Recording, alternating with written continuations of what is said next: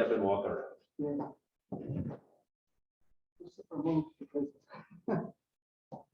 Ok. Bueno, pues antes que nada, muy buenos días a todos los que están presentes aquí en el curso de manera presencial o de manera virtual. Les damos la más cordial bienvenida a este curso que se ha organizado dentro de los festejos del 60 aniversario de la Escuela Superior de Física y Matemáticas y como parte de las actividades de la Cátedra Méndez, Eugenio Méndez Docurro del año 2021. Es un gusto y un honor para mí presentarles a nuestro instructor, nuestro conferencista, que va a impartir este curso durante toda esta semana, al doctor Clarno. Él viene de la Universidad de Texas, en Austin, y me voy a permitir leer su currículum. Okay, I'm going to read it in Spanish. Please. But of course, they know that the course is in English, so Yes. don't worry. They should make the best effort. Excellent. Ok, miren, el doctor Clarno, él es un profesor asociado del programa de Ingeniería Nuclear y de la Radiación del Departamento de Ingeniería Mecánica de la Universidad de Texas. Y además es un facultado afiliado del Instituto enfocado a la investigación en la energía nuclear computacional y en el análisis de la multifísica del desempeño de reactores nucleares avanzados. El doctor Clarno recibió su grado de ingeniero nuclear del Instituto Tecnológico de Massachusetts. También hizo la maestría y el doctorado en la Universidad de Texas A&M, la maestría en el año 2001, tuvo su grado, y el doctorado en el año 2004. Además de que tuvo una especialización en la Universidad del Sur de Georgia en el año 2015 y trabajó en los laboratorios nacionales de Oak Ridge durante 15 años como un miembro distinguido del personal de investigación y desarrollo en dichos laboratorios y líder del grupo de reactores nucleares. El doctor Clarno también ha sido investigador dentro de la facultad conjunta con el laboratorio Oak Ridge, donde él fue líder de la oficina del Departamento de Energía realizando modelación y simulación avanzada de energía nuclear, el cual es un programa en el Departamento de Energía, y además en el consorcio para la simulación avanzada de reactores de agua ligera. ¿Sí? El doctor Clarno realiza investigaciones principalmente en las siguientes áreas: en métodos de acoplamiento de la multifísica para la simulación avanzada de reactores nucleares con el fin de realizar análisis integrado y exactitud mejorada. Muy bien. También el desempeño de neutrónica multiescala de combustibles e hidráulica térmica para facilitar el análisis de alta resolución de aplicaciones de física acoplada. Diseño, optimización y análisis de reactores de prueba comerciales y avanzados, la integración de software para optimizar la manufactura avanzada de tecnologías nucleares y la propagación de incertidumbres a través de aplicaciones de la multifísica para experimentos de optimización. Bueno, pues entonces, como ustedes ven, el doctor Clarno es una personalidad en la materia, es un experto en la materia, y seguramente este curso va a ser muy, muy importante y muy provechoso para ustedes. Ahora, me disculpan, voy a hablar en inglés. Well, we want to welcome you, and thank you for accepting to give this course to our students from here that are present and those that are in Zoom. So, welcome, thank you very much, and very glad to have you. Thanks a lot. Thank you very much. Whatever you need, let us know. Okay. You want some water, whatever you need. No, I'm fine for now. Or a cup of coffee. Actually, yeah, a cup of coffee or water, either one would be nice. Okay, okay, so whenever you want to make a stop, a Okay, break, you can do. I'll get that. So you let us know, please. Wonderful. Okay? All right, Thank you very much. Welcome. Thank you very much. Okay, excuse me. Miguel. Oh, yeah, you Yeah, can. Can I talk without? Yeah, you can. You Okay. can. We can hear you, but. Yeah, yeah, yeah. Good. Thank you very much. It is an honor to be here. Gustavo, I have known since I was a graduate student, and he is someone who I have always looked up to and admired the technical work that he did, but also the ways that he was so connected and in relationship with so many throughout the world in the nuclear community. So getting to spend more time with Dr. Alonso and see all of the facilities that are here and get to experience this is a great honor. So thank you very much for welcoming me. And I'm excited to be here. I do apologize. I have discovered that I remember a few words of Spanish from high school, and I can listen and pick up a little bits and pieces of sentences. But I am absolutely brutal, terrible in trying to speak anything. In this class, I'm going to be talking about going through, and so in the 5 days, the first day today, I'm going to do sort of a walkthrough on the physics of reactors and design engineering and some of the math behind the nomenclature of the math that I'll be talking about the rest of the time. Tomorrow, I'm going to go in depth into the traditional way of doing light water reactor multiphysics. In the traditional way, I'm going to refer to it as low resolution because in general, we get answers on big averaged chunks of the picture. We know what the solution is everywhere, but we don't know the very fine detail of what the solution is everywhere. On Wednesday, I'm going to go into advances that have been made really over the past 10, 12 years in doing high fidelity. So understanding in very small detail what the solution distribution is, what exactly is happening inside of the reactor in very fine detail. The answer may not necessarily be better than the low resolution, but we can understand in more detail exactly what's happening and start to identify where there might be errors in the low resolution that we're missing. And then the extreme fidelity multiphysics is really looking at how can we use the absolute best simulation tools to try to understand in great detail what is going on inside of the reactors. And so in that, we're going to look at using, instead of deterministic radiation transport, using Monte Carlo, and what it would look like to use computational fluid dynamics in great detail to understand everything that's happening inside of the reactor.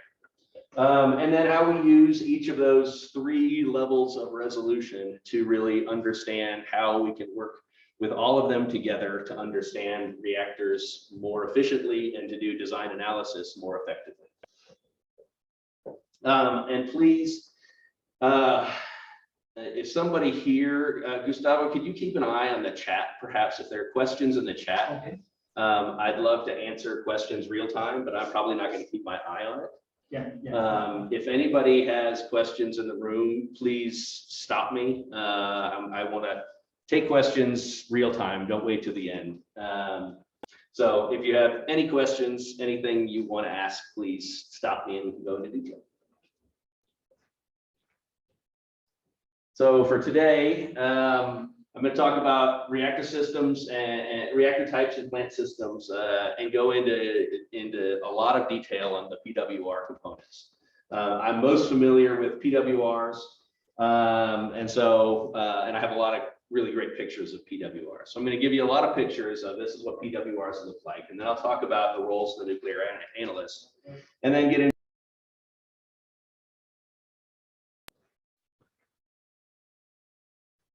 So a overview of the different types of reactors. And so most reactors are water cooled, water moderated. About 70% of the reactors worldwide and 70% in the US are pressurized water reactors. The boiling water reactors are also like water reactors. They just have a lower pressure and they allow the water to boil inside of the reactor. And then there are pressurized heavy water reactors, most commonly known as CANDU reactors from Canada.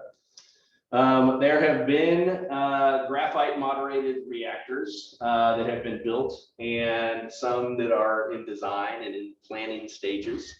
CO2, carbon dioxide cooled gas reactors like the AGR and the Magnox. There's been a lot of work on helium cooled gas reactors, usually called HTGRs for high temperature gas reactors. And there's a lot of interest recently in salt reactors, solid fueled liquid salt reactors, which are often called fluoride high temperature reactors or FHRs, and molten salt reactors where the fuel is actually dissolved into the salt. And then all of those are thermal reactors. The fast reactors, generally, you're looking at sodium cooled type fast reactors or lead cooled or salt cooled.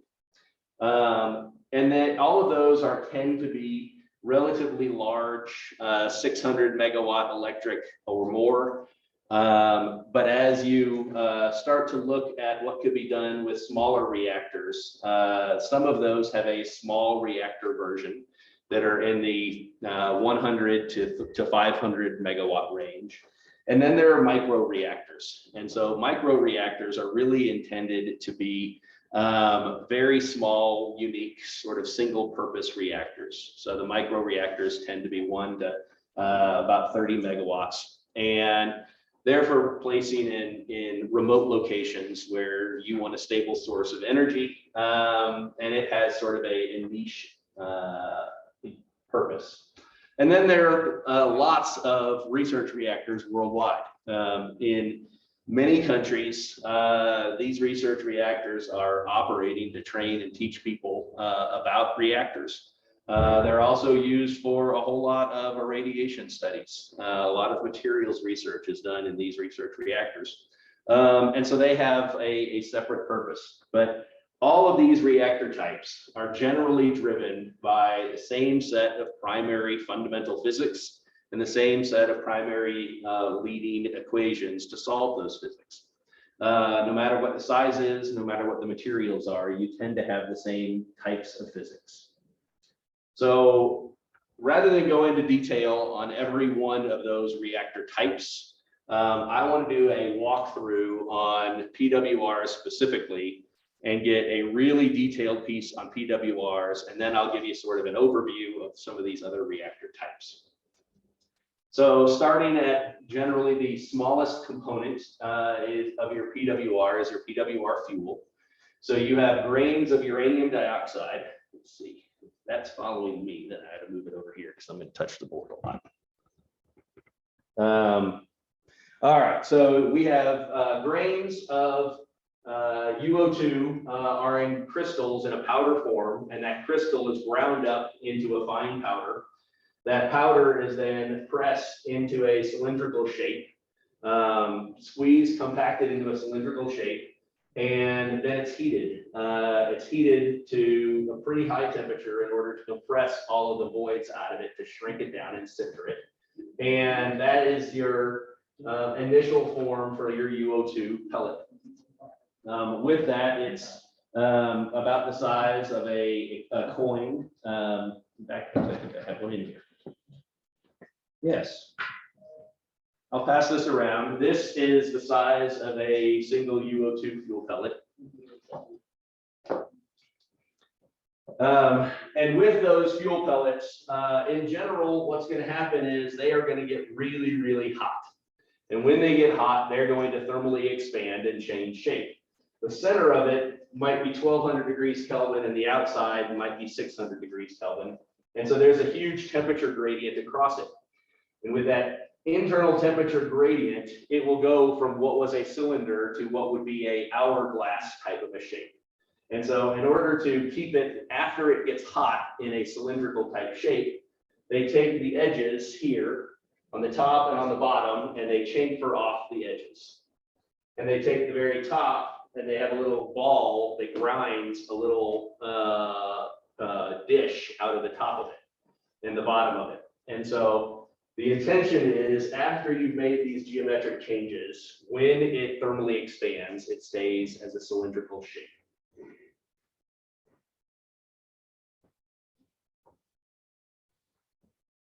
So when these it gets hot, it thermally expands, but there's also a lot of other changes that go on. When fission happens, you're replacing one uranium with two new atoms.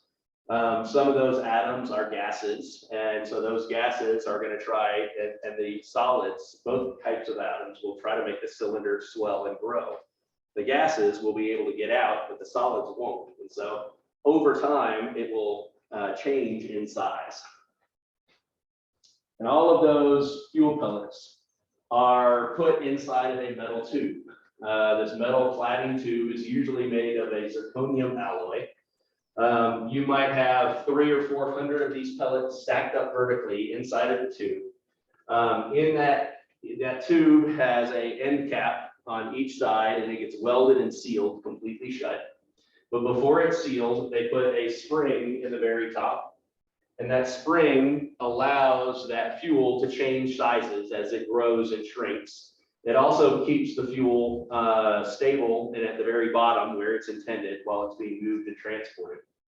And in this, around those springs, there is a gas plenum. And so radially, you have the fuel, and then you have a very thin gap before the edges of the cladding. And above those fuel pellets, you have this plenum that is filled with gas in the spring. And the purpose of that plenum is, as the fission gases come out of the fuel, they're going to go into that gas, and they're gonna fill and connect that gas, and it gives room for the gases to come out without putting pressure on the inside of the cladding.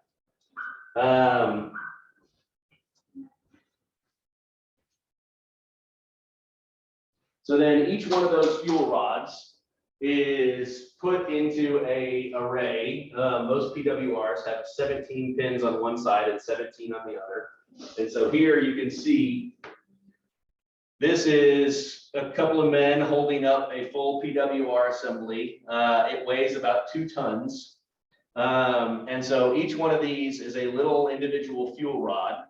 And the top, there is a top that holds it together, a top nozzle and a bottom nozzle. And then there are these grid straps around the sides that help hold all of these together. So the top nozzle, these inside, you have the 17 by 17 array of fuel pins. And then you have a series of tubes that are designed to have control rods come in and out of them. So these control rod guide tubes are actually welded to the top and the bottom nozzle, and they are welded to each of these grid spacers. Inside of the grid spacers, there are springs that help hold the individual fuel rods in place, but the fuel rods aren't welded to the grid spacers at all. They're allowed to move. But the grid spacer helps keep them separated so they don't touch each other. So the center guide tube, so you'll see there, this is a control rod assembly that has a bunch of control rods on it. And there is no control rod that goes in the center, because the very center of this, there is an open hole, and that hole allows you to get instrumentation inside of it. So from that, you can measure the temperature. You can measure the neutron flux profile axially. And so every one of these assemblies have that space to get that sensor in there. Each of these grid spacers looks a little bit like this. Now, these grid spacers are very, very highly proprietary, protected designs. And so this is a 1960s or so version that they don't use any longer, so it's perfectly fine to show. But each one of these grid spacers, you can see it is a network in a square array of a whole lot of zirconium pieces. Each one of these little knobs right here is called a spring. So they just push out a little piece of the metal that when the tube is the fuel rod is sitting inside of it, it holds it in place away from the rest of the fuel rods and away from each other. At the top and the bottom, you'll see these little pieces of metal sticking up. The little fingers that stick up are designed to mix the water. And so it is designed to create turbulence. As the water is flowing through this reactor, when it comes up and it has each section where there is no guide tube, then it is just water flowing past individual tubes. These create a mixing to spread the water from one channel between rods to other channels in other regions. And so it adds mixing and increases the heat transfer because it's increasing turbulence.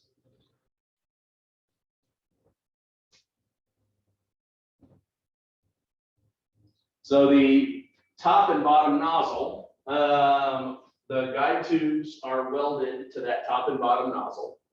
And the top nozzle has big giant springs, and these big giant springs lock it into place on a top grid plate.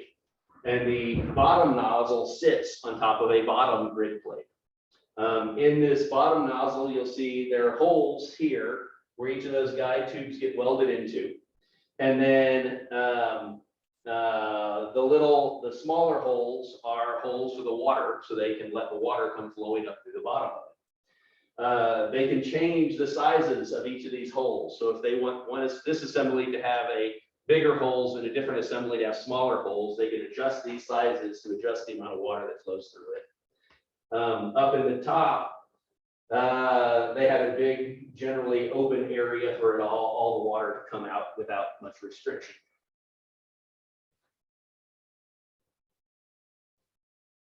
So these control rods don't move individually on their own. So one of these rods is a control rod, and it has a neutron absorbing material inside of it. But you never remove one control rod at a time. All 24 of these control rods are connected together in a rod cluster control assembly. And so all 24 of those control rods would move together up and down inside of this assembly. But you don't actually move individual RCCAs on their own either. What you do is you set up the reactor to have banks of them. And so there are 3, 4, 5, 6 different banks of control rods. And so you'd say bank 1 is the bank that I'm going to move up and down. And so you have a whole variety of these RCCAs will all move together in one big bank. Again, the neutron absorber is surrounded by zirconium cladding. And so in that, any activation products from neutrons hitting the absorber all stay inside of a sealed tube. Just like in the UO2 fuel, in the fuel rod, it is designed to contain all of the fission products. No fission products are supposed to come out of the UO2 fuel rod.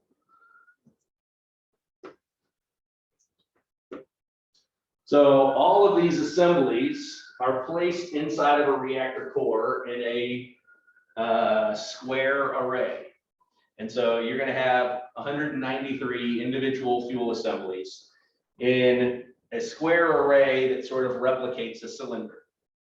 And so with that, you have a series of these control rod drive assemblies. So these would all be one bank of control rods that would all move up and down together. There is a top grid plate. You can sort of see here in white. And then there's a lower grid plate down at the bottom that the assemblies sit on. Surrounding those assemblies, there is a metal baffle that goes around all of these sides to help hold that assembly in place. And your cooling water comes from the bottom up through the middle. But the way it gets to the bottom is it actually comes in here and goes down these outer two annular regions. And so it goes down the outside and then turns around in the bottom and comes back up through the bottom. So you have your core baffle is holding these assemblies in place. And outside of that baffle, you have a region of water. And then you have this inner cylinder, which is the core barrel. And so that core barrel is designed to separate the downflowing water from the upflowing water. And you have one more, sometimes it is a full cylinder here, and sometimes it's just little pieces. But this is, in effect, trying to prevent thermal neutrons from getting out to the outside. They are thermal and fast neutrons from getting to the outside, because out here is your pressure vessel.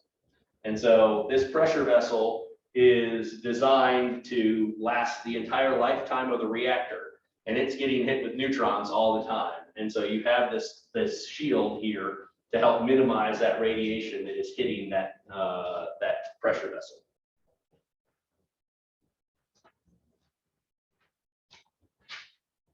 So inside of that pressure vessel, this pressure vessel, the thick part, is containing 15 megapascal pressurized water. Let's see, I think I already said all of these things. The water enters the pressure vessel up here, goes down, it turns around and comes up through the top. So those things I already said.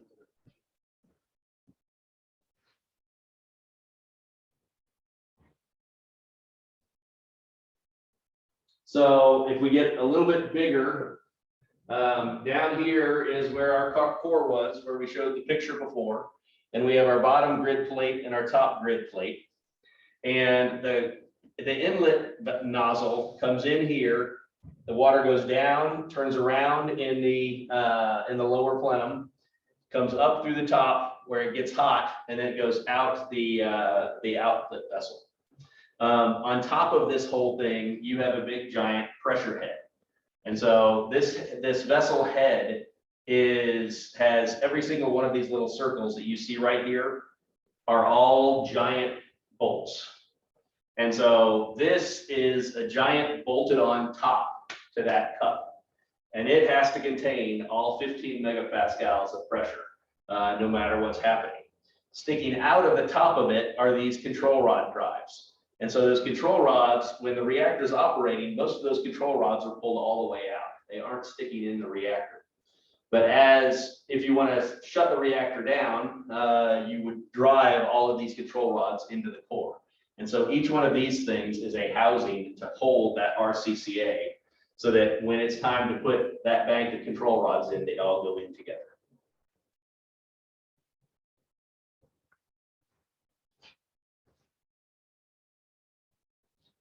So outside of this, in our pressurized water reactor, we said the water came in and it went down through the bottom, came back up through the core, and then it goes out through a nozzle.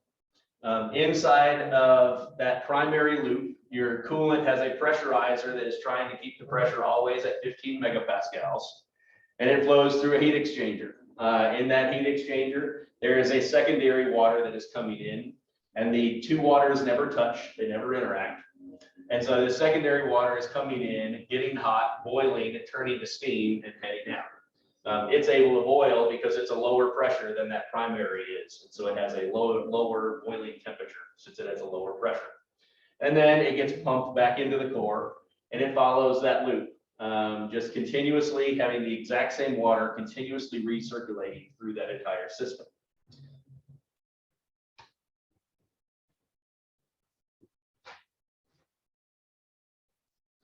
But you don't have one loop, because if you only had one loop, then if one of those pieces broke, then you couldn't cool the reactor. And so most PWRs are 3, 4, maybe a 2-loop PWR, where you'd have one single pressurizer to keep the pressure constant, but you'd have 4 separate pumps and steam generator combos. And so this one is pumping it into the core, letting it get hot, taking it out, running it through the steam generator. And so if this steam generator fails, then you know you still have 3 more that are able to pull that heat off. So you have some backup and some redundancy there.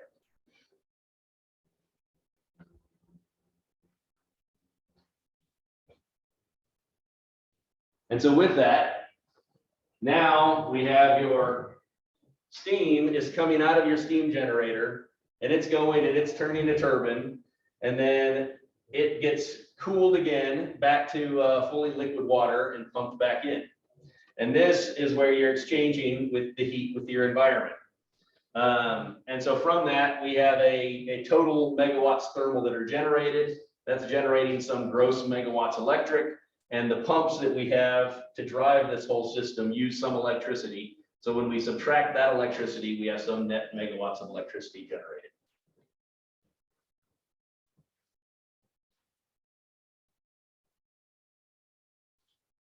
Okay, so that was going into detail on that PWR. And so if this is sort of our fundamental image for our PWR, where we have the primary, secondary loop structure, we have our fuel and fuel assemblies. Each of those fuel assemblies is a cladded tube filled with nuclear fuel. Then we can look at some other types of reactors. So the Russian version of the PWR is a VVER in English. So the VVER, everything is pretty much exactly the same, except that the fuel is in a hexagonal array instead of a square pitch. So behaviorally, everything acts and behaves exactly the same. With a BWR, you have several significant differences. The first and most important is you don't have the primary loop and the secondary loop. The cold water comes in, flows down, up through the reactor, boils, and they take the steam that came from the reactor and drive it over to turn the turbine. And so it just removes that primary and secondary loop. But since you didn't get 100% steam coming out of this reactor, it was only maybe 70 or 80% steam, you have to recirculate the water piece of it back in. And so you have the separate separator for the water and the steam. But other than that, it mostly behaves the same. Geometrically though, when you start boiling that water, you start having lower and lower density coolant up here. And that coolant, when we talk about moderating neutrons, that coolant is really good at slowing fast neutrons that came from fission down to slower energies that are more efficient at causing fission. And so in a BWR, you tend to have a high power at the bottom and a lower power at the top because you don't have as much water moderating neutrons. And so because of that, the control rods in a BWR always come in from the bottom. That's where the highest power is. And so if you drive the control rods from here, as soon as they come in, they start having a big impact. But you also need to make sure that you keep plenty of water there. And so the other thing that's done with a BWR is you have your fuel assemblies surrounded by a box. And so instead of having that 17 by 17 grid of fuel rods that are open and the fuel assembly next to it has 17 by 17 and the water is designed to cross between the assemblies, in the BWR, you have a channel box surrounding it. And that channel box is keeping all of the water in this assembly in this assembly. It will still have mixing vanes to try to get that water spreading within these different channels in the assembly, but it can't go from this assembly to this one. But separating each of those assemblies, there is a big gap. And in that gap, that is filled with water that isn't very hot, comparatively speaking. And so this water stays liquid all the way from the bottom to the top. So this liquid water out here provides extra moderation that once you get to the top of the core and this water has turned mostly to steam, you still have neutrons being slowed down so that it can still be effective and produce power. But the control rods, instead of having the control rods in the middle of the assembly like the PWR, the control rods on the BWR is in this cruciform red shape. And so with that, you're able to put your control rod in where that liquid water was, and you have some extra water regions in here that don't need the control rod in it. And so these big control rod, or these big water channels are used to add more water to the center of that assembly. And so similarly, that water doesn't interact with the rest of the water in these assemblies.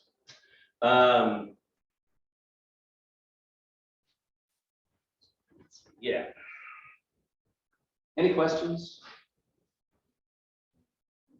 All right. Is this, and Zoom, you guys feel free to ask any questions you have. Is this new or is this something that you go and, yes, I've seen this before? In my case, I've seen that before with my teacher. Okay. Okay, good. but some details, for example, of the cruciform of the BWR. Okay, Yes. that shape is different. You had, Yes, I have I don't have a lot of understanding what is going on, and now I can understand, for example, the fluid of the water. mm-hmm. Yeah, that is from the bottom to the top, Yeah, something like that. okay. Thank you. So this is a picture of one of those cruciform control rods.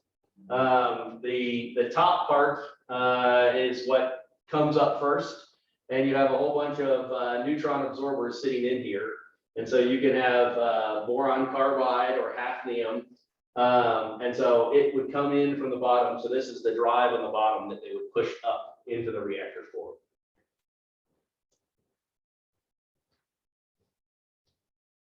So the CANDOs, the pressurized heavy water reactors, generally are using heavy water, so deuterium oxide instead of H2O, it's B2O. And in it, you have these pressure tubes.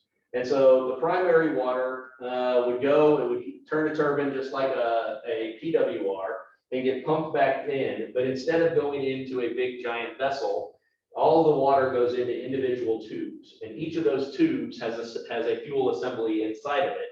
But separating those tubes, in between those tubes is a giant pool of heavy water. And so all of this is sitting inside of a giant pool of the heavy water. And that heavy water is the moderator. And so in this, the pressurized water is flowing right along all of these fuel rods inside of this orange sleeve. And between the orange sleeve and the pink sleeve is effectively a evacuated region so that the inside can get hot and the outside doesn't. And so you can see the heavy water temperature inside of the pressure is 310 C and outside is 70 C. Inside it's 10.5 megapascals and outside it's 150 kilopascals. And so that lets the neutrons are produced from fission in here, and then they bounce out to this pool of D2O where they slow down, and then they stream back in where they cause more fissions. So in a gas reactor, this is a picture of the AGR, or similar to a Magnox reactor. And in this, what you tend to have is a whole lot of graphite. And so the gas-cooled reactors, your liquid water is very good at slowing neutrons down because it has a relatively high density. You can't get that from a gas reactor. So even if you use helium as your coolant, the density of helium is just not big enough to slow the neutrons down sufficiently. So you have to have some type of moderator like graphite. So the gas-cooled reactors tend to be very large by volume with lots of big chunks of graphite. And There is a question. yeah. Can you make your question? You have one ask. Good morning. I have one question. Doctor, do you know any reactor here in Mexico? Do you have heavy water reactors in Mexico? Was that the question? Do you know any reactor here in Mexico? So in Mexico, there are 2 commercial BWRs, and then there are several research reactors. And another question, do you know if any of these models that you are exposing is applied in Mexico? Yeah, the BWRs are the ones that are in Mexico, and the other ones are still on design in several parts of the country, on the world. So there is not that many of them. I mean, here this gas reactor is in England. Yeah. So from a numbers standpoint, I think there are around 300 PWRs in the world, and there are around 100 BWRs in the world, and then probably 10 of the rest of these that are operating now. A lot of the rest of these reactors are reactors that were built 50, 70 years ago and operated for a period of time, and they haven't been built again. Several of them are being built in China as we speak, or have recently been turned on and are being used as test reactors in China. So in the US, there was a really big push in the early 2000s. So the big drive with gas reactors was the creation of these TRISO fuel particles. And so unlike a standard LWR, the advanced gas reactors all use what is called a TRISO fuel particle. And so this is a very tight, tiny, less than a millimeter outer diameter. On the inside, there is a fuel kernel, and then there is some graphite, and it's very low density graphite. So when the fission gases come out and the fuel kernel wants to expand and change geometry, it has a squishy, spongy layer that it can change in. Then there is a hard shell, a silicon carbide hard shell around it. And that acts just like the cladding. It's designed to keep all of the fission products inside. So they stay inside of this little tiny particle. And then it's surrounded by a sort of protective layer of more squishy, spongy graphite, so that hard shell doesn't ever get damaged. So the Germans invented this fuel type, I think in the 1970s. In the early 2000s, late 90s, the South Africans tried to reproduce it. And the Germans had really high quality particles that, in the information they told the rest of the world, they lasted very long and had a very good performance, but it generated these and they tested them, and then they shut the facility down. When the South Africans tried to reproduce it, they couldn't get that high quality particles. The particles kept failing. That silicon carbide layer would fail and release the fission products. So in the early 2000s in the US, there was a big push, and I think worldwide there was a big push for these advanced gas reactors. And one of the main focuses was, can we figure out how to make those fuel particles right? So now, after about 15, 20 years of study, we really understand how you manufacture these particles and create them with really high quality precision. So nowadays, we can jump back and we can look at these gas reactors again and use these advanced fuel particles.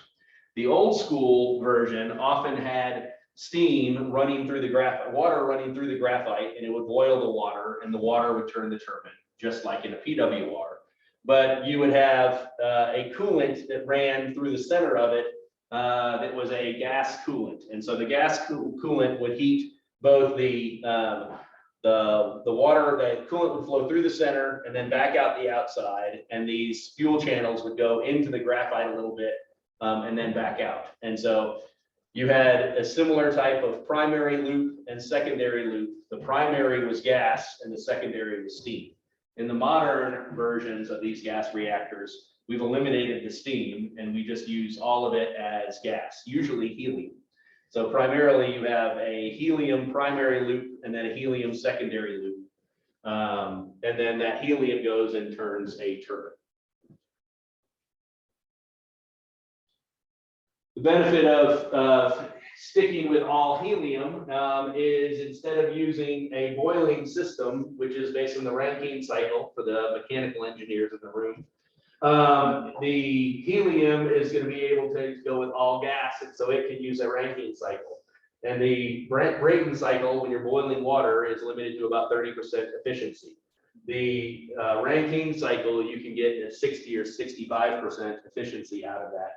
And so you can get much, much higher efficiencies for the same amount of thermal heat generated. So the idea with these TRISO particles, as I mentioned, it acts as a cladding, and so it's there to guide and protect. We often will talk about defense in depth. And so in the PWR, you have all of your fuel inside of a sealed tube. The intention is the radiation never gets out of that tube. No matter how long it lasts, even after it's operated, you put it in a spent fuel pool, you cool it off, it stays inside of the tube. You put it in dry storage and it sits on a concrete pad, air cooling off, it stays in the tube. And eventually we want to put it in some permanent repository. We don't ever open it up. We take it and we just put it in that underground storage forever, and that sealed tube never opens. Same idea with these TRISO particles. We want all of the radioactive fission products to stay inside of that individual tiny particle. So those particles we could put into a collection of different shapes. So if we want, we could take those particles and we could put them inside of a cylindrical shape. And then we could put that cylindrical shape inside of a metal tube, and we could treat it just like we treat LWR fuel. Or we could put it in a spherical shape. And so now you have 50,000 or so individual particles inside of a billiard ball sized sphere. And you could say, okay, now I'm going to use this sphere to build my reactor. Those are called pebble bed reactors when they're made out of these spheres of triso particles. So you can have a gas-cooled pebble bed reactor, or you can have a salt-cooled pebble bed reactor. So there is a company in California that has a partnership with a triso and pebble manufacturing company.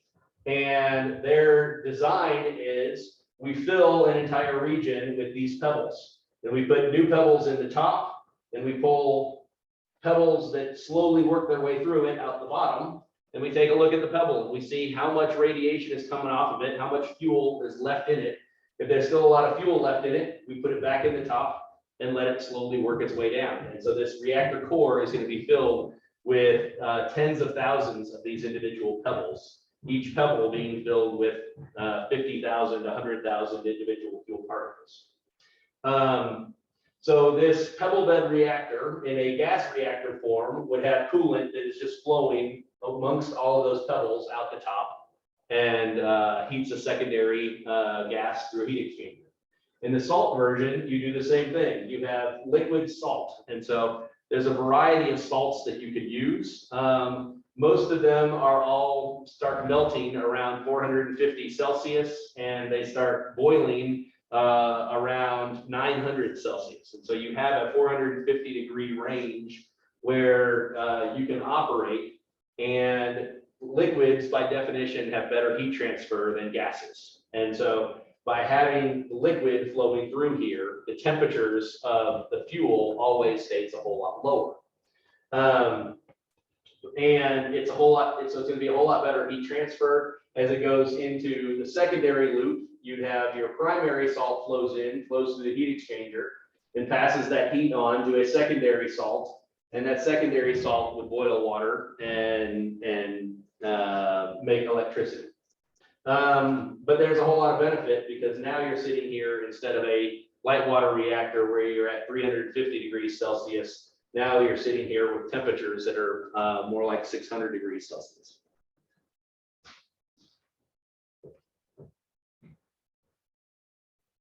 So there have been a total of, I believe, 5 molten salt reactors that have been built in the world.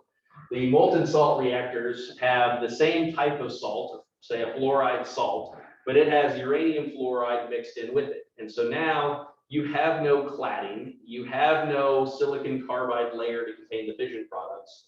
Your fluid has your fuel in it. And what you're going to do is you're going to flow that fluid into the reactor core, and in that reactor core, there's a whole lot of graphite. So once it goes into the reactor core, it's surrounded by a moderator and it can start fissioning. And once it flows out of the reactor core, it's going to stop fissioning. You take it through a heat exchanger and then you pump it back in.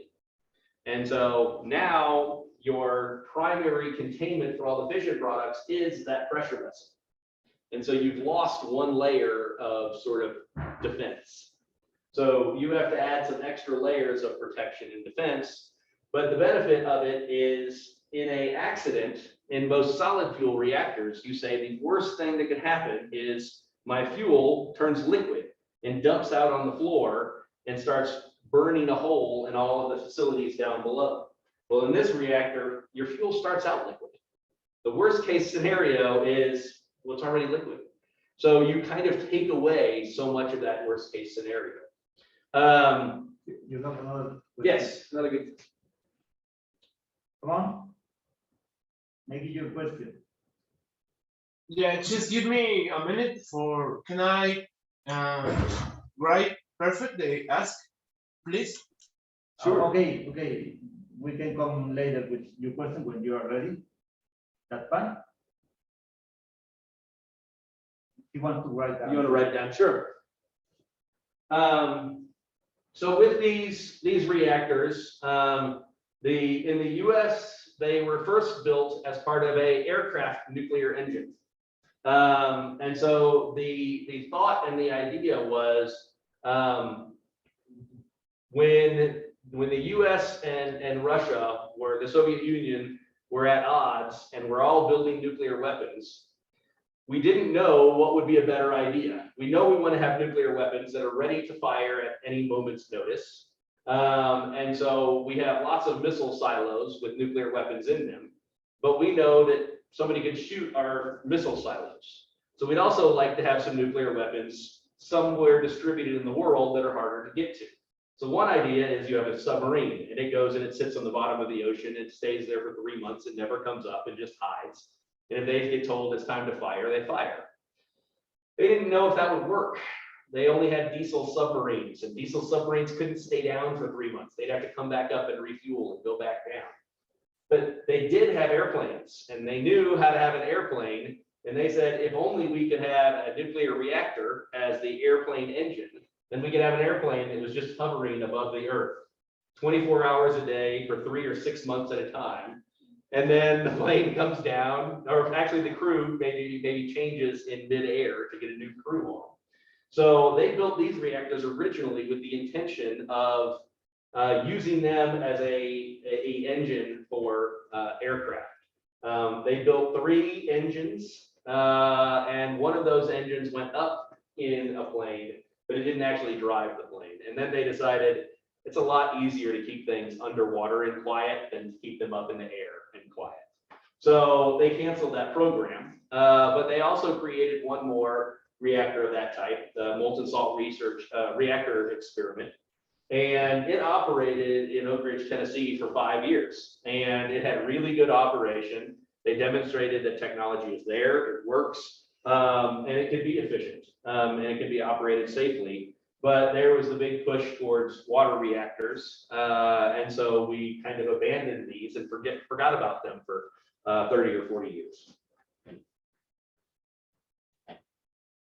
So the liquid metal fast reactors are much, much smaller. So in the fast reactor, you don't want to slow your neutrons down. You don't have a moderator anywhere around. And so you try to eliminate anything that is not fuel. You have as little coolant as you can flowing through it. And so in it, this is the molten salt or experimental breeder reactor.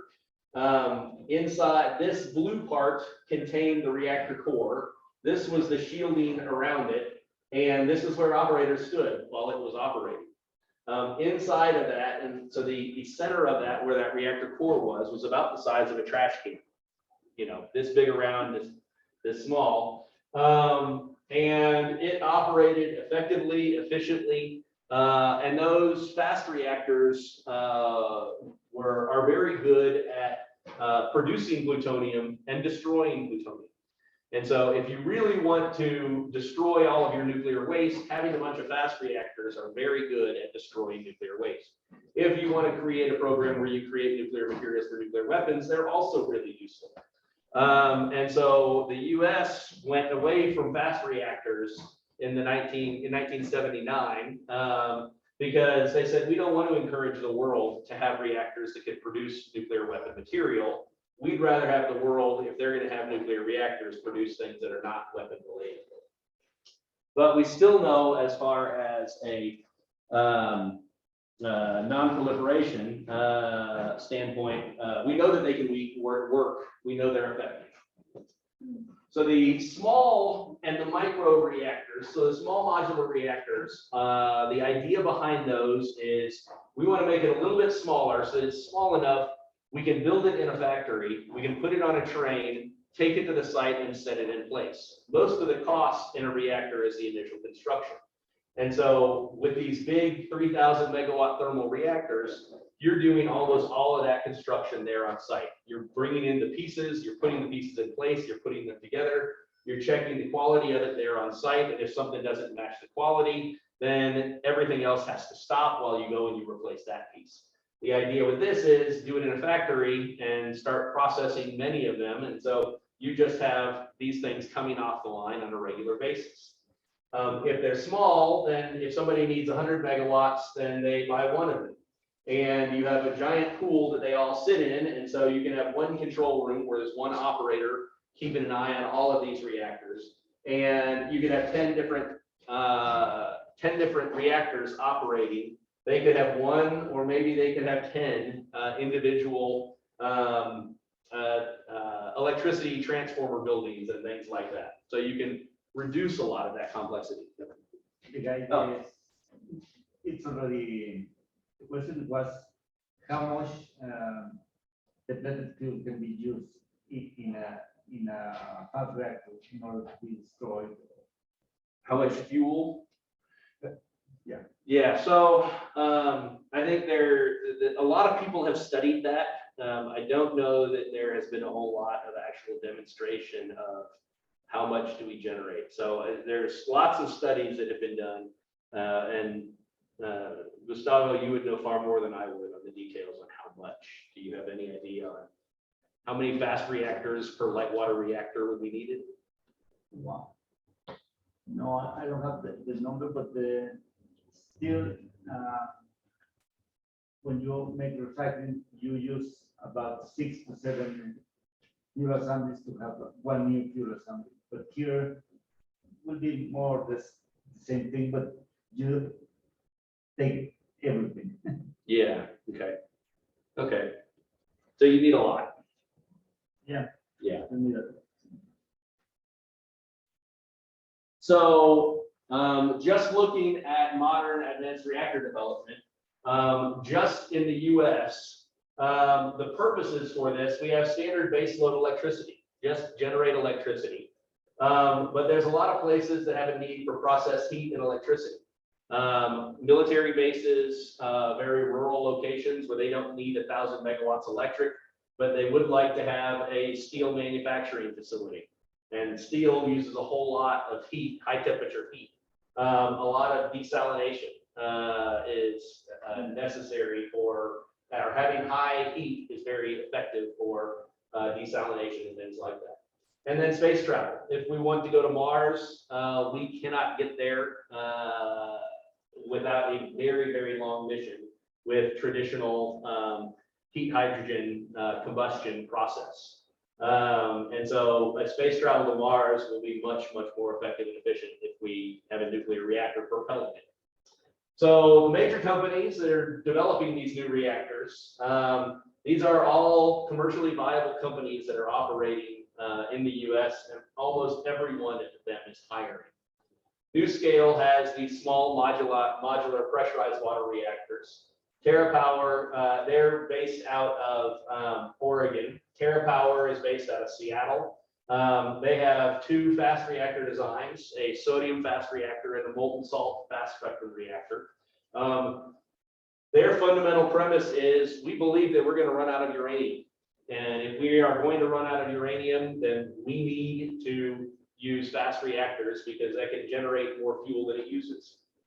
X-Energy has a TRISO fabrication company that they, as a subsidiary. And so X-Energy is all about helium cooled pebble bed reactors and TRISO fuel. X-Energy is out of Baltimore. Kairos is out of California, San Francisco area. And so Kairos has we want to have a liquid salt cooled pebble bed reactor. So they have partnered up with X-Energy and said, you make us the pebbles, we'll make the reactors. Flive and Terrestrial Energy are both looking at molten salt reactors. Westinghouse has a lead cooled fast reactor and a TRISO plus heat pipe design. I didn't even talk about the heat pipe design, but it's another way of getting the heat out of the reactor. Thorcon has multiple concepts that are all associated with thorium. They are similar to TerraPower in that we believe we're going to run out of uranium. So they want to have thorium in the reactor to breed new fuel. Framatome and General Atomics are both gas-cooled reactor companies. Framatome is PWRs in France and PWR Fuel in the US, but they have an advanced gas-cooled reactor design. General Electric is worldwide known for their BWRs and selling BWR fuel everywhere, but they also have a sodium cooled fast reactor design. There are new companies that pop up all the time with this. So one of the projects that I have at the University of Texas is to design and build a molten salt reactor, research reactor.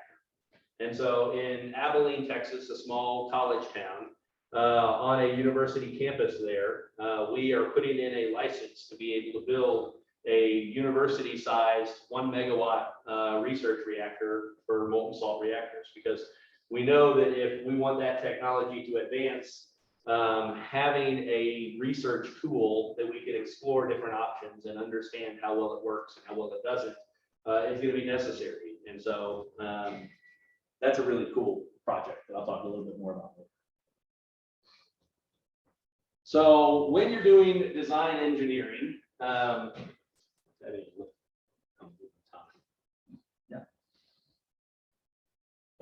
have half an hour left, still one? Yeah. All right. So when you're doing design engineering, you first need to, so most of the reactors, the PWRs, the BWRs that are operating, this is completely irrelevant. This has already been done. It was done when the reactor was built. But every 18 months or 2 years, you need to put new fuel into the reactor. And so in that reactor core, you have about a third of your assemblies you take out and you put a third brand new, and all the existing assemblies you move around and shuffle. And so every 18 months, you have to start with, what is our core loading pattern? What fuel types are we going to buy from what company? What pattern do we want to have for it? What is the safety analysis of that pattern? If we put the fuel in different structures, is it going to be safe in an accident scenario? Okay, we know that one's safe, but it may not be the optimal one, because we don't want to buy any more fuel than we have to. Every fuel assembly we have to pay for is cost coming out. So we really like to have a optimized loading pattern. And so every 18 months, there are companies throughout the world that are doing new design, new optimization, new safety analysis of these fuel loading patterns. For all these companies that have, I have an idea for a reactor and I want to build it, they're going through this original reactor design process over and over and over as they're working on their design and the business case for it and the safety and the licensing for it. So they have to say, what's my original initial reactor design? Let me design all the specs. Let me evaluate how well it will operate. Let me see how it will change in an accident. And so when you are designing a reactor, you have to say, well, what would happen if the control rods don't go in? What happens if the coolant leaks out? What happens if a fuel rod breaks? And you have a whole suite of these safety analysis considerations you have to evaluate. You need to do some optimization. And so is it safe? Is it sufficient? You need to have that, idealized optimal reactor structure. And then you have to feed information to downstream things. So you as the reactor designer may not be focused on radiation shielding, but all the radiation is coming from your reactor. And so you have to understand, as you design your reactor, what's the impact going to be on radiation protection and shielding in the facility. And then there is consequence analysis. And so in general, safety analysis says, if something breaks, we want to understand the progression. Something broke, then what happened, then what happened, what safety systems came on, what emergency core cooling filled the reactor to keep it cool. And so all of this is designed to, let's make sure things stay safe and understand how they progress in an accident to minimize any impact. In consequence analysis, you're saying, forget it. Let's say the absolute worst thing happened. What's the impact going to be to the public? Are we going to Chernobyl this reactor? Or are we going to 3 Mile Island? And so in 3 Mile Island, the entire reactor core melted to one big puddle at the bottom, but it was stuck inside of a really strong containment building. And so the radiation release to the public was very, very minimal and intentional. And they knew we're going to release some radiation to depressurize this containment vessel. So it's very understood and controlled. And so that consequence analysis says, if there is a worst case, then what is the impact going to be for the public? And all of these, whenever you go for licensing and you say, I want to build this reactor, this is how it will operate, this is how safe it will be, This is the radiation protection to the workers. This is what would happen in the worst case scenario to the public. The regulator will say, that's nice that you gave me those numbers, but isn't there uncertainty in everything? Do you really know the dimension of that fuel rod? Was your enrichment exactly what you said it was going to be? What if the enrichment was a little bit more or a little bit less? And so now you have to go through and you have to evaluate, wait a minute, if something was off, all of the uncertainties in my manufacturing and my materials, all of these are going to feed into some uncertainty in these. And so you have to evaluate how accurate did you really know the answer. So when you're looking at multiphysics reactor tools, you have to be aware of all of these things that need to be done. A lot of times people will get a mindset of, you know, here is one problem that's associated with safety analysis. Let me figure out what software, what methods do I use to create a code to solve that one problem. But if you're not aware of the full big picture of what needs to be done, then you wind up solving a little piece of a problem and leaving the rest of it to the side. So from that standpoint, all of these reactors, doesn't matter whether it's one that we have 300 operating worldwide with 60 years experience, or one that a group of students in a senior design project said, I want to design this. You have to understand normal operation and you have to understand accidents. It's fundamental to it.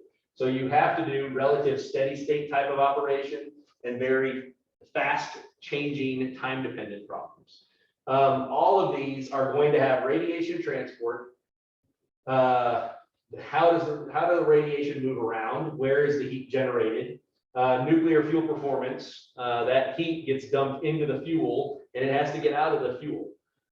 You have some type of fluid that tends to be cooling that fuel off. And so you have some thermal fluid dynamics, and everything is happening with isotopic depletion because those materials are all changing with time.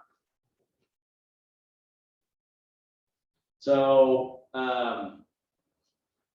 with radiation transport, so I'm going to go into more detail on radiation transport and less on the other physics, but to kind of introduce some of the nomenclature, because I don't know what you guys have learned in your class as far as nomenclature. This is a fixed source radiation transport equation, where we have our primary unknown is the angular flux. It depends on the space, the energy, the direction the neutrons are traveling at any moment in time. With that, we have a 1 over the speed, d psi dt, is the rate that these number of particles are changing with time. The angular flux is the neutron density times the speed. And so this is the number changing with time. This is a streaming operator. And so this is at any given location, what is the rate that they are traveling out of that location?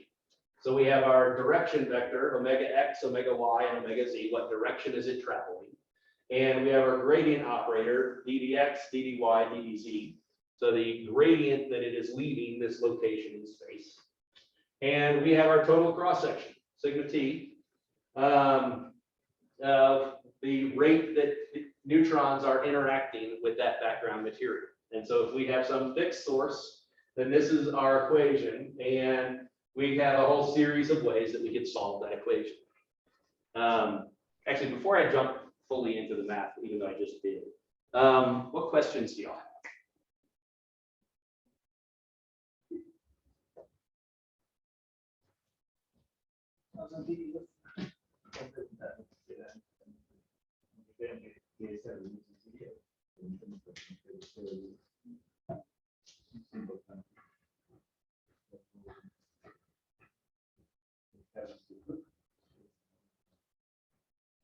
All right, there are no questions, and I'll keep going. I can Wait.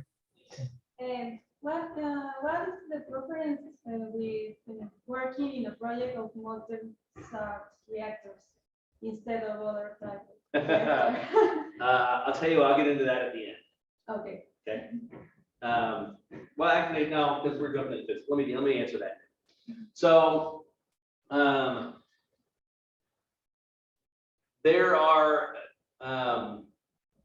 there is a sponsor who has studied energy in Texas a whole lot.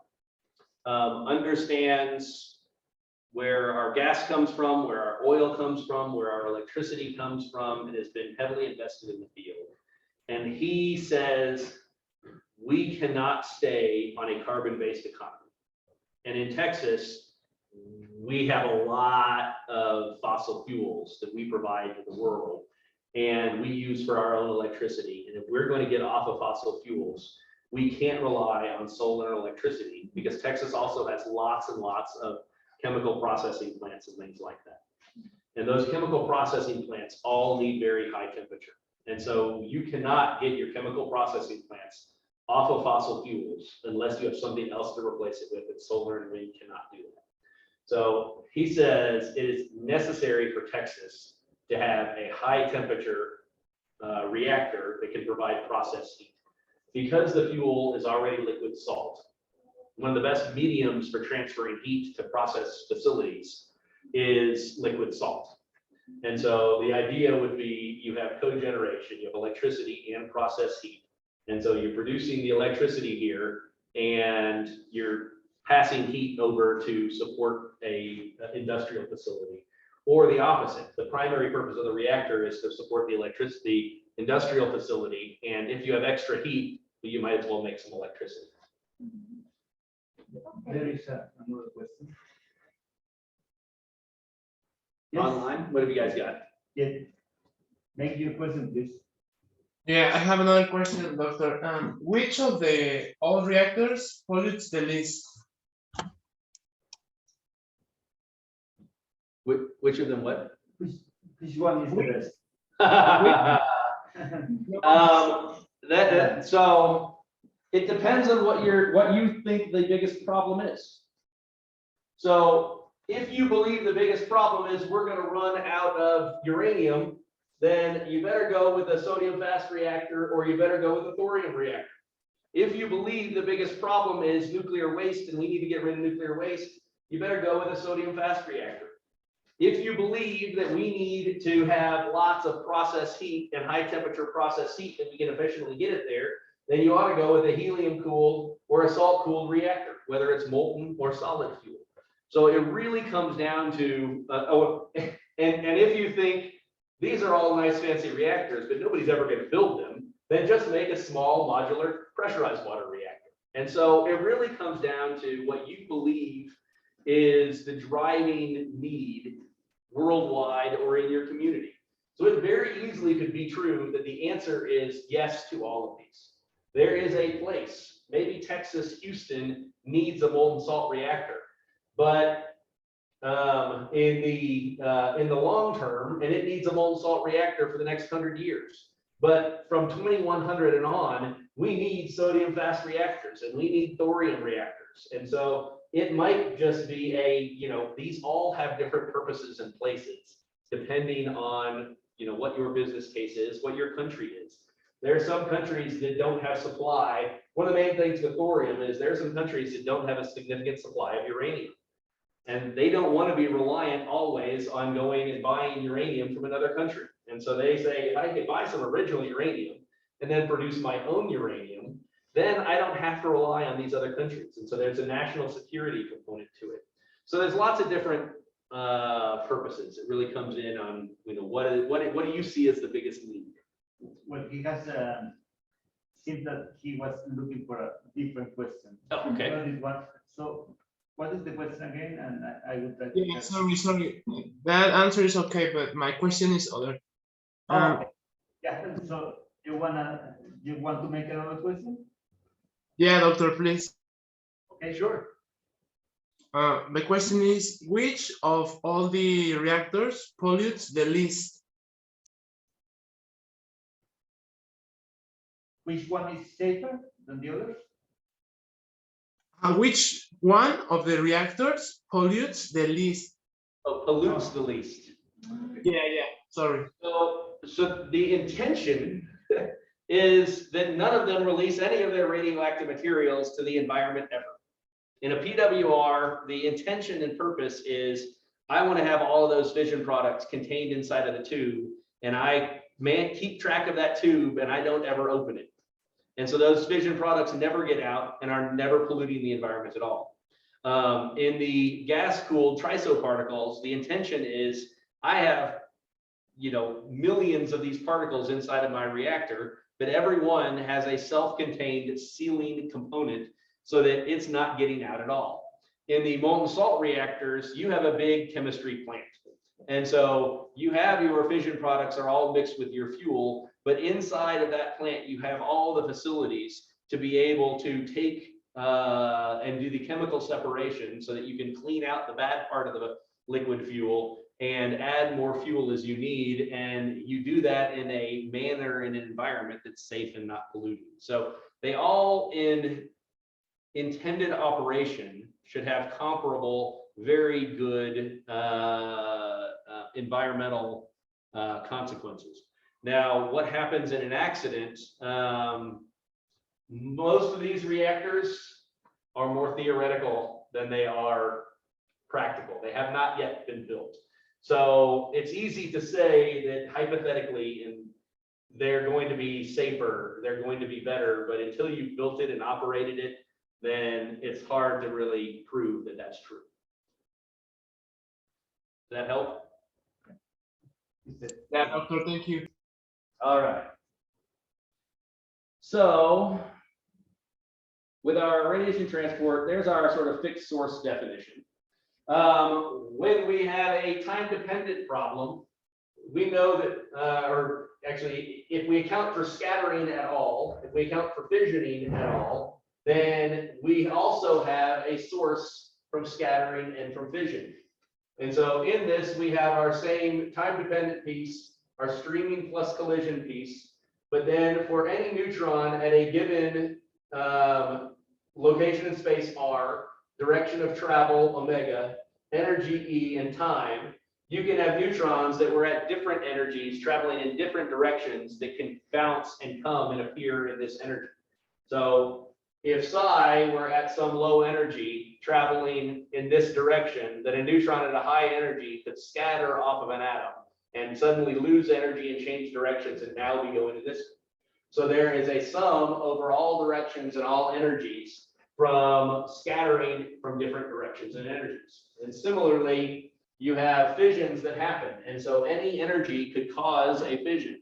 And once those fission neutrons are produced, they're going to go evenly to all directions of travel and with some distribution in energy that they're coming out. And so our full time-dependent radiation transport problem, when you're dealing with scattering and fission, is fully explained with this. As we move to steady state problems, when a reactor is operating, we always know there is equal production and loss. In an operating reactor, you never have, or when it's operating at full steady power, you don't have any time dependence. It's just constantly producing equal production of neutrons and loss of neutrons. And because it's producing equal production and loss, you don't have any type of source either. There is no source that is driving this and adding more neutrons to the system. And so in that, if we just look at these interior sets of the equation, that's what is describing the distribution of neutrons as far as space, energy, direction of travel, at all points in time. And so when we do that, you can see we've taken off the time-dependent term and we've taken off the source term, and we added in this little 1 over k. So physically, we know we have equal production and loss, but mathematically, when we plug in our numbers for our materials and our geometry, they may not get exactly equal production and equal loss. And so we turn this into an eigenvalue problem, where k is our eigenvalue and psi is our eigenvector. But it still follows the exact same problem, the exact same set of equations. Any questions? All right. So if we change this to an operator notation, and we could say the T operating on psi is just 1 over the speed d psi dt. The leakage plus collision operator is the d psi omega dot grad psi plus sigma t psi. Scattering and fission, and we can set up those as my fixed source my time dependent, my steady state are all sitting in here with just straight operator notation. And so it will get a little bit easier to write.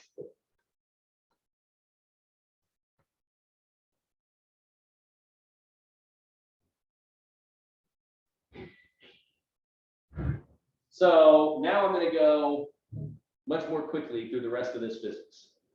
So thermal fluid dynamics. We have conservation of mass. We have 3 conservation of momentums, momentum in X, momentum in Y, momentum in Z. And we have a conservation in energy. So in this, your thermal fluid dynamics problem always has 5 unknown values at every spatial location and at every moment in time. Note that in the radiation transport, we had at every location in space, at every moment in time, we had an infinite set of directions that neutrons could be traveling and an infinite number of energies that the neutrons could be traveling at. So in general, you have a lot more unknowns in that psi vector than you do than in the thermal fluid dynamics. In nuclear fuel performance, it's mostly a conduction problem plus a whole lot of geometric changes. So in your conduction, you have the change in the enthalpy as a function of time, the thermal diffusion, and your heat source. So this is the energy per fission times the fissions per second. And so it's just a simple standard conduction problem. Most all of the heat is going right out the fuel rod from the center out to the coolant directly outside. But there's a whole lot of geometric changes that are happening. And so there is thermal expansion. That geometry is changing shape. Recall that the fuel was surrounded in a PWR, you had your solid fuel surrounded by a little gas gap inside of that cladding tube, and that cladding tube is inside of water. So as the fuel and the cladding are both thermally expanding, they're changing shape radially. They're also changing shape axially. Over the first few months, when you had that porous uranium dioxide, you sintered it to try to get all of those voids out, but it might have only gone into the reactor at 95% of its theoretical density. Once it gets up to reactor temperatures, it actually eliminates more and more of those voids and shrinks more. That's a densification process. So when it shrinks, the gap between the fuel and the cladding gets bigger. You have swelling, and so as the radiation, the fission products are building up inside of the fuel, it is replacing one atom with 2, and so it first shrinks, and then it starts to grow and swell and expand. And so geometrically, it's changing from the fission products that are being added to it. Note the different time scales. That thermal expansion is happening almost instantaneously. You change the temperature, that changes immediately. These are very slow, happening over months of time. You have a pressure differential. So in a PWR, the water was at 15 megapascals. Inside of that fuel rod, that gas that filled that plenum space might only be 3 megapascals. And so that pressure differential is causing a constant force on that cladding to try to squeeze that cladding down and shrink onto the fuel. And so after it's been operating for about a year, you actually wind up having the fuel and the clad come completely in contact and are touching each other, and that gap is gone. All of these, that fuel is the gaseous fission products are being released into the grain of UO2, and then they move from the grain of UO2 to a space between grains. And then if something causes the temperature to go up, it'll move from that grain out to that plenum area. And so that fission is gases are being released from the fuel.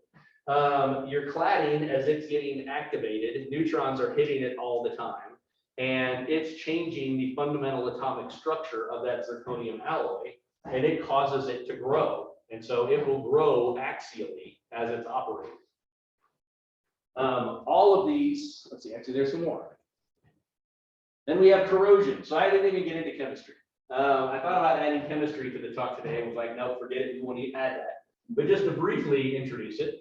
So zirconium reacts with oxygen in the water and starts to corrode. And so the outside of that zirconium is slowly being eaten away where it is making zirconium dioxide and releasing the hydrogen into the water. And then you have corrosion that's happening in the rest of the reactor. And so on the steam generator, where you're having that heat exchanger, the steam generator and a PWR, and a heat exchanger and a PWR, you're having corrosion there. And whenever it's corroding, it's pulling little metal ions off of that heat exchanger and putting it in the water. And so those metal ions are circulating throughout the reactor. And when you have subcooled nucleate boiling on the surface of the fuel rod, that those metal ions would get deposited. And so you'll start to have a growth of a crud layer on the outside of the cladding.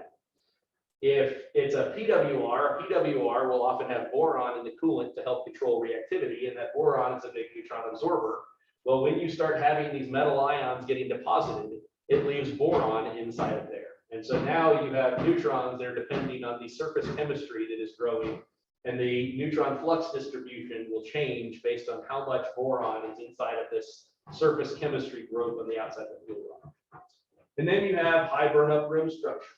If you guys have looked at the flux and power distribution inside of an individual fuel rod, you'll see that lots of neutron absorption happens in the very outer 2 microns of the fuel, because the neutron capture cross-section in the 6.7 EV resonance of uranium-238 captures so many neutrons. And so you have a huge increase of plutonium in that very outer rim of the fuel pellets. And so it's increasing its plutonium, and at the end of life, you have very high power out there because there's so much plutonium out there. And it starts to make the outer structure of that fuel pellet almost become Swiss cheese. It has lots of big voids and holes in it. And so it changes its thermal conductivity, it changes its structural mechanics interaction with the cladding.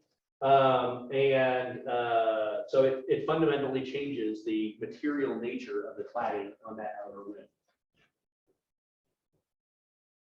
So then we have isotopic depletion. So this generally is a much slower change. So your thermal expansion, instantaneous. Isotopes changing and depleting is a much slower scale. So a change in uranium-235, you have a loss through neutron capture and fission from U-235, plus it's radioactive, so radioactively decays. But then you can produce uranium-235 from other reactions in the reactor. Turns out, not many. But if you have uranium-234, which is a natural uranium, then a uranium-234 can catch a neutron and become uranium-235. But this is true for every single isotope, not just uranium-235. In a reactor, you have in the range, or theoretically, there are around 2,500 possible isotopes that could exist. In a reactor, in reality, you have in the range of 300 different isotopes that exist. And they are all changing through neutron activation and radioactive decay. And so you have this fundamental equation with different data for your decay constants and your reactions that are happening. And so if you think of a N gamma, you're taking a ZA number and you're adding one more proton, but not changing the fundamental mass. Or you're adding the proton, yes, should be adding. Now I don't know if I did that right.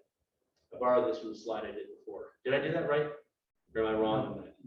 I'm wrong. Okay. This is wrong. But conceptually, ignore the math. Conceptually, you're adding a neutron, you're kicking out a gamma, and so all of these are changing, no matter whether it's an N gamma, N2N, and 3N, proton, and alpha, or a decay. All of these are changing the fundamental ZA relationships, and so it is building up these sigma from J to I, and so every one of those are the cross section, the probability of going from isotope J to new isotope I.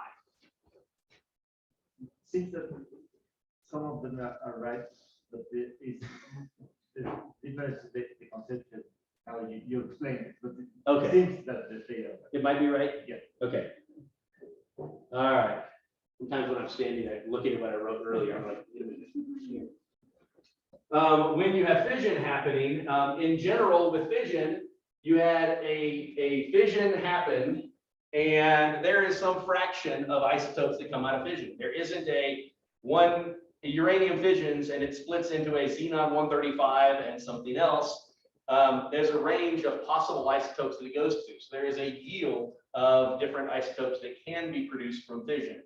And so that just sort of expands this full definition. So you make this sigma F into another one of these sigma J to I. Y J to I and sigma fission J just adds to the size of what that sigma J to I term is.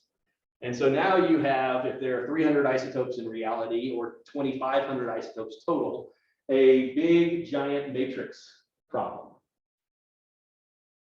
So from the linear algebra standpoint, you could say, here is my vector of isotopes. Here is my lambda, the term that is the rate that B is lost. My lambda AB is the rate that B is produced from A. And so I would have a vector of all B reactions, producing B from A, lost from B, producing B from C. And so my rate equation for B would be dNB dt is that vector times this vector. And that's my rate equation for B. And when I take all of my vector of isotopes, I wind up with a matrix of all reactions lambda, and I have a dN dt is lambda n for all of these rate equations. And so the solution to that is just the standard matrix exponential. N at some time is n naught e to the negative lambda t. Except that a matrix exponential is an inherently, fundamentally, deeply difficult problem to solve accurately, because some of these time scales are order of picoseconds, and some of them are decay of plutonium millennia. And so this is a fundamentally, on its own, difficult problem to solve. Then we take all of these things, and they're all fundamentally and inherently linked. So radiation transport is going to generate some phase and some microscopic cross sections, and your macroscopic cross section is a sum of all isotopes of their microscopic cross section times the number density. And the number densities depend on your location and your density at any point in time. And those microscopic cross sections depend on the temperature and what the flux is and what the density is. Your fuel performance is fundamentally going to tell you, hey, here's my fuel temperature. Its source is the power, which is kappa fission, energy per fission, times the fission reaction rate. And it also depends on the surface heat flux. And the surface heat flux on the outside of a fuel rod has directly to do with what is the velocity, what is the solution to the heat transfer, the fluid dynamics piece. So your fluid dynamics is telling you what your density and your velocity is.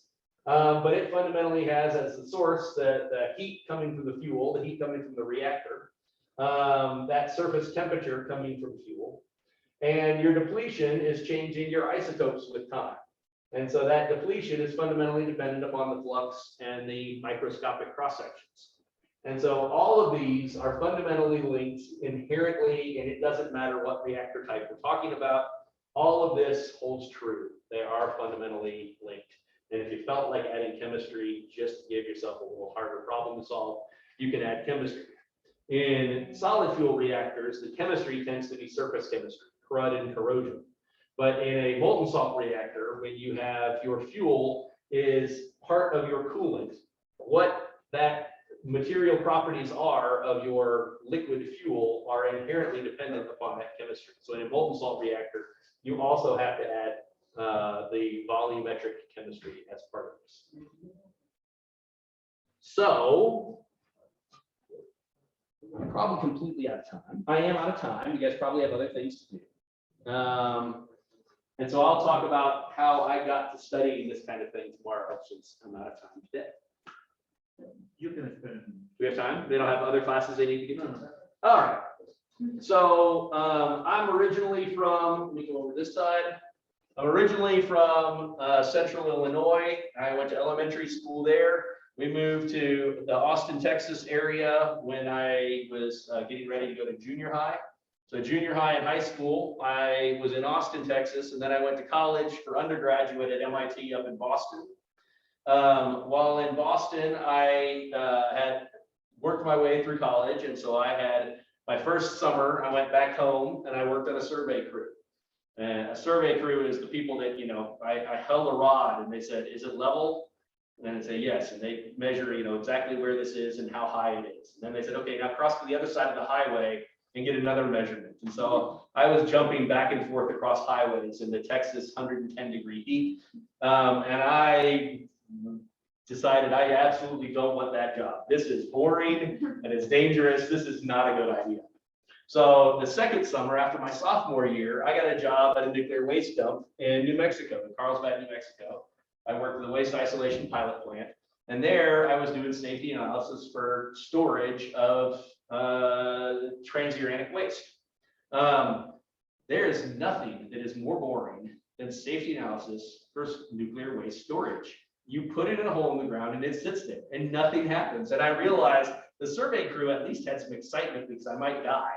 But just sitting in New Mexico, it was boring. I said, I do not want to work on nuclear waste. But I had already decided I was going to be a nuclear engineer because that's the field I went into. So the next summer I got a job in Pittsburgh, Pennsylvania. And there I was working on nuclear reactor design with for the US Navy. And so my mentor that first summer said, in 10 years, we're going to build another aircraft carrier. And it's going to be powered by a nuclear reactor. And I'm in charge of designing that nuclear reactor. But I'm old and I've looked at this type of problem so many times that I'm going to do it the same way I've always done it. And I'm going to come up with a very similar answer to what I've always come up with. But you're new, you're fresh, and you don't know anything. So I'm going to give you the same job that I have. And I want you to do whatever you think makes sense. Don't listen to what I tell you. Do whatever makes sense. And so kind of gave me the sky's the limit. Let me see what I want to do on reactor design. And that was fascinating, exciting, really cool, fun job. And 10 years later, his reactor got built, not mine. But it also gave me an appreciation for that excitement that students and young people have about new ideas. So the next summer, so I graduated that year, and the next summer I worked for a company in Connecticut doing nuclear safety analysis. And so we were running safety codes and evaluating what is the safety of this plant, what is the safety of this system when they're doing a fuel reload design. And in that, I started to appreciate the cool and interesting aspects of not just reactor design, but reactor safety analysis. So then I went to College Station, and that's where I met Gustavo and was doing heat transfer, thermal fluid dynamics with a safety code. And I realized, man, that's not fun. I really like the radiation transport piece. And so I switched over and I started doing radiation transport for a PhD. And I had a summer up in Idaho Falls, and actually had 2 summers in a row in Idaho Falls working for a private company that did nuclear reactor simulation code development. And then I spent another summer back in Pittsburgh with the Navy again, doing their code development for their codes that the reactor analysts used. And when I got done, I considered jobs all over the place, but I wound up getting a great offer to work in Oak Ridge, Tennessee, doing work for the Nuclear Regulatory Commission and the Department of Energy. And so I was there for 15 years, and that's where I started getting into coupled multiphysics, because more and more I realized the problems aren't just radiation transport, but it's how the radiation transport interacts with the heat transfer and the fuels and the chemistry and these other materials. Had a great career, loved it, and then got an opportunity to go back and be faculty. And I started to realize I'm getting old and crudgety, and I'm starting to do the same things the same way over and over. The excitement of going and working with students again, who I could just say, give it a shot, see what you come up with, was really cool. And so I've been at UT Austin for 2 years now. This is my 3rd year, and I'm glad to be there, and I'm glad to be here. So, any questions? I wonder how it's like to work in the Navy. So I didn't work on a submarine or an aircraft carrier. I was the guy who sat in an office designing those reactors. So I have no idea. My guess is it's very small and cramped. But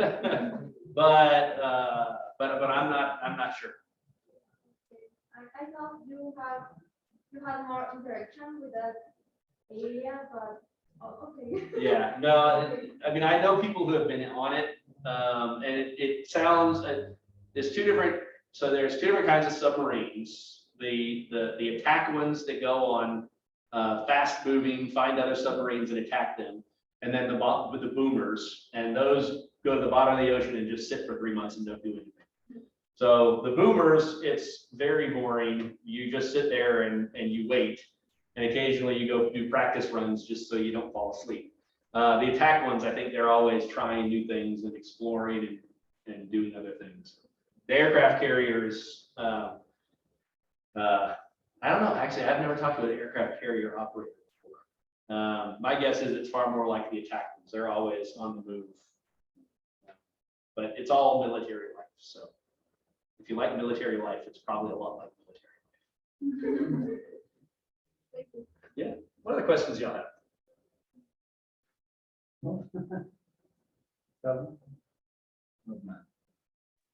On Zoom, do you guys have any other questions? No more questions? I have one comment. Okay, Yeah. go ahead. I buy Wolfram last year, the software, and when you buy it, they make you sign that you will not use it for development virus or nuclear reactions. So in Wolfram, we can apply all this information for a little resource. So yeah, there are a variety of nuclear codes, and I'm going to talk about some of them over the coming days. You're right that most of the licenses require that you not build nuclear weapons, and most of them have constraints on commercial reactor facilities. But for educational purposes, it's generally wide open. And if you want to do commercial reactor design and development, you have to get a special license. And so you can't use just the regular one that you go like RSIC, the Radiation Safety Information Center, distributes a lot of the nuclear codes.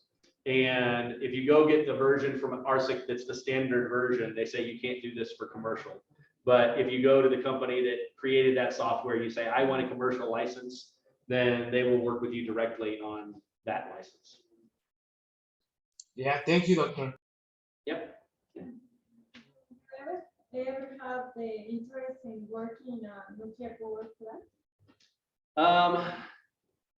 I don't think so. Why? So I like the design and research, and the intention for a nuclear power plant is it's not very exciting. It's designed to go up to full power and operate steady and then shut down.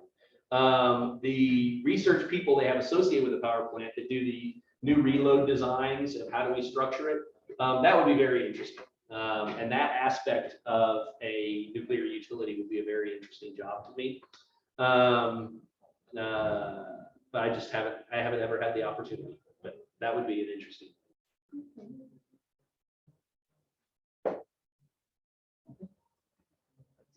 All right, thank you very much. I have a question, teacher. Oh, yes.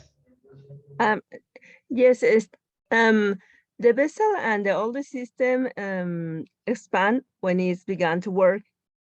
How much expand the older system when it's working? How much does the reactor vessel change in size? Yes, because it's here and change the size, I suppose.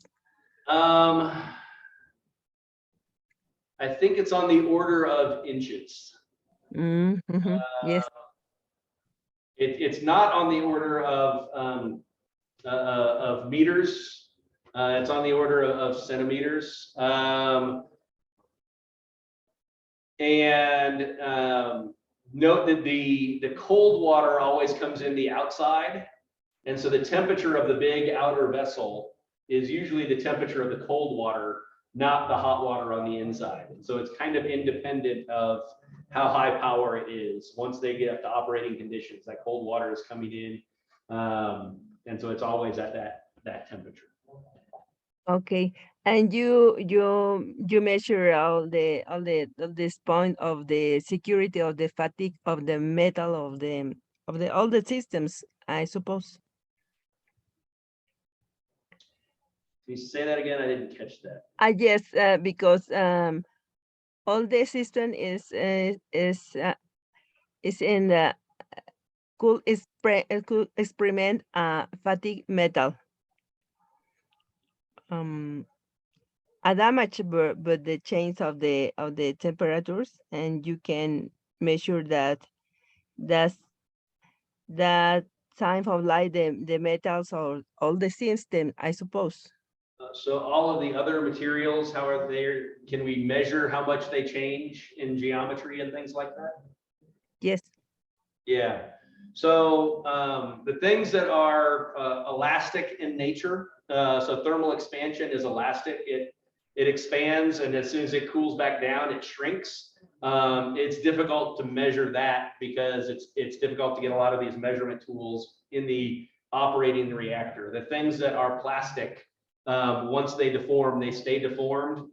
When we pull the fuel assemblies out of the reactor, you will often do a significant characterization of it. And so you'll do a visual inspection to see have there been any geometry changes or deformations. Is there any extra corrosion or things like that? And so that's where you would look to see, is there any anomalies in changes? So if that makes sense. Yeah, maybe you need to mention about the surveillance program for the rest. So every six years they check.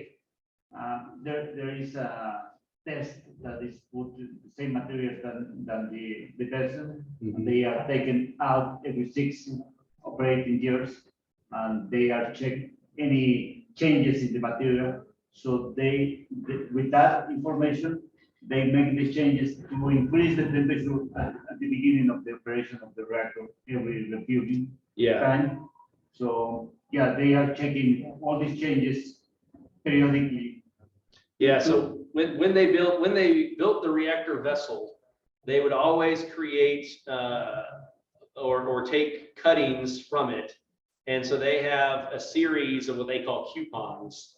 And I guess it's every 6 years, they take one of those coupons. Those coupons are sitting right on the pressure vessel itself. So it's the same temperature, it's getting the same irradiation.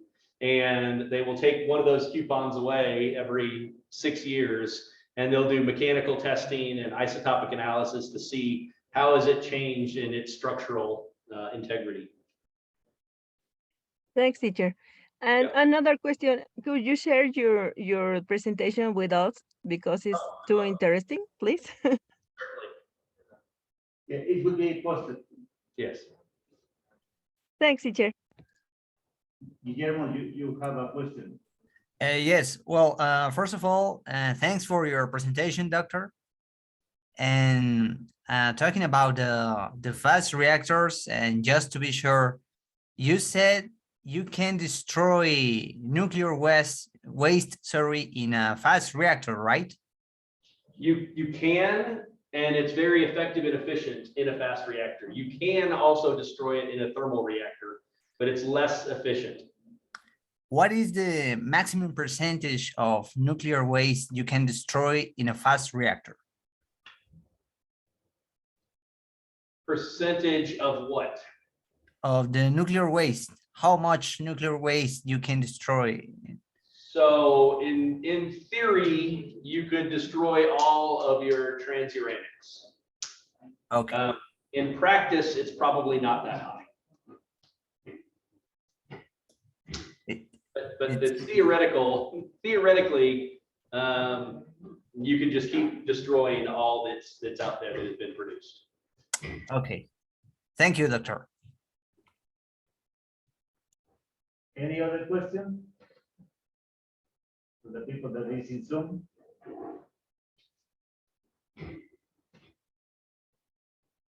Okay, then we are done. for All right, today. thank very you. much.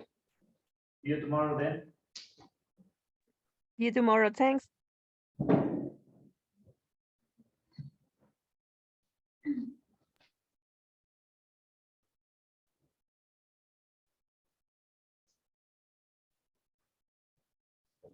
All right.